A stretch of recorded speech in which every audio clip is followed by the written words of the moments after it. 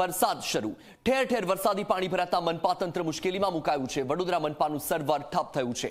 બીજી તરફ વડોદરાની વિશ્વામિત્રીનું લેવલ હજુ પણ ઘટ્યું નથી. હાલ વિશ્વામિત્રી નદી 36.50 ફૂટના લેવલે યથાવત છે. હરણી, સમા, કારેલીબાગ, અકોટા, વાસણા રોડ પર પૂરના પાણી ભરાયેલા છે. કલાલી, વડસર સહિતના વિસ્તારોમાં પૂરના પાણી યથાવત છે.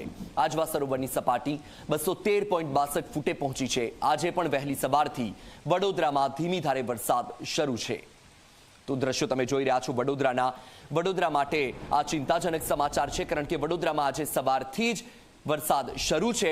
હજુ પણ વિશ્વામિત્રી નદી ભયજનક સપાટી છે તેનાથી ખૂબ જ ઉપર વહી રહી છે. વિશ્વામિત્રીના પાણીને કારણે સતત પૂરની સ્થિતિ યથાવત છે. વડોદરાના અનેક વિસ્તાર કે જે પાણીમાં ડૂબેલા છે, અનેક વિસ્તાર જળબંબાકાર છે અને હજુ પણ પાણી ઓસરે તેવી કોઈ શક્યતા નથી, કારણ કે એક તરફ ઉપરવાસમાં પણ સતત વરસાદ છે, બીજી તરફ વડોદરામાં પણ વહેલી સવારથી જે વરસાદ શરૂ થયો છે એ વરસાદ વિરામ લેવાનું હજુ પણ નથી વિચારી રહ્યો એવું લાગી રહ્યું છે, કારણ કે સવારથી જ વરસાદી માહોલ યથાવત છે. આજવા સરોવરની સપાટી પણ 213.62 ફૂટે પહોંચી છે.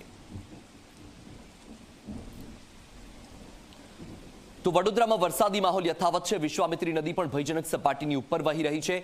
વડોદરાથી સંવાદદાતા રવિ આપણી સાથે લાઈવ જોડાઈ ગયા છે. રવિ, એક તરફ વિશ્વામિત્રી નદી તો ભયજનક સપાટી પર વહી જ રહી છે, જ્યાં વડોદરાવાસીઓ પ્રાર્થના કરી રહ્યા છે કે હવે વરસાદ ખમૈયા કરે અને પાણી ઓસરે, પરંતુ વરસાદ તો આજે વહેલી સવારથી જ ફરી શરૂ થઈ ગયો છે. શું પરિસ્થિતિ છે વડોદરામાં?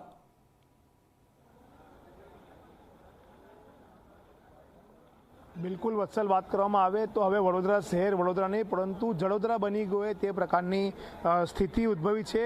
જ્યાં જુઓ ત્યાં જળ અને જળ, એટલે કે પાણી ને પાણી જ જોવા મળી રહ્યું છે.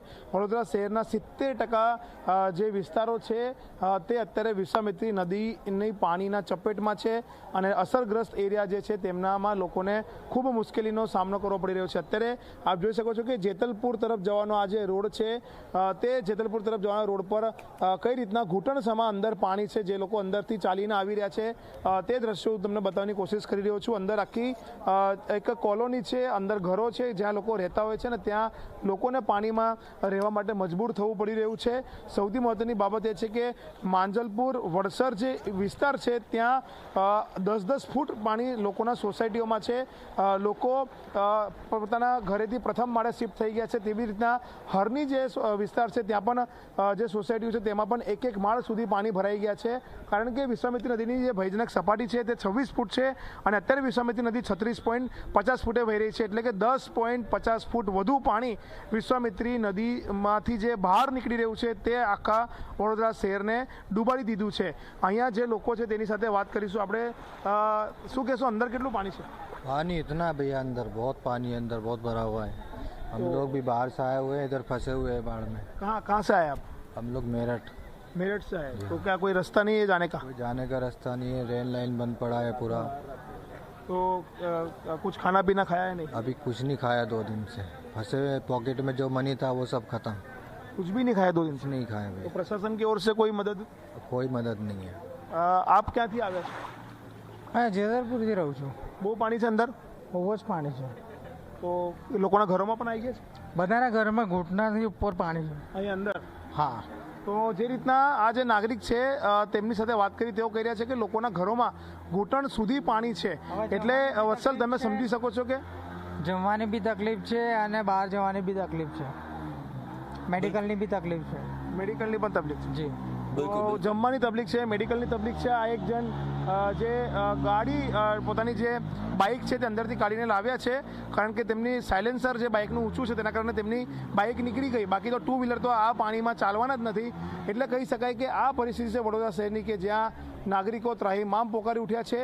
કેન્દ્ર સરકારે મદદ કરી છે. આર્મીની એક ટીમ વડોદરામાં ઉતારી છે.